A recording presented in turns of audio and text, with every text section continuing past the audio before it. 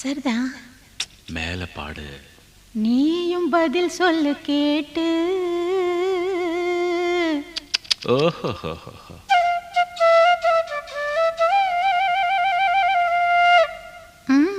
பரவாயில்லையே. ஏய், பேச்ச மாத்தாத, பாட்டப்படி. மாமா மயங்கிடலாமா?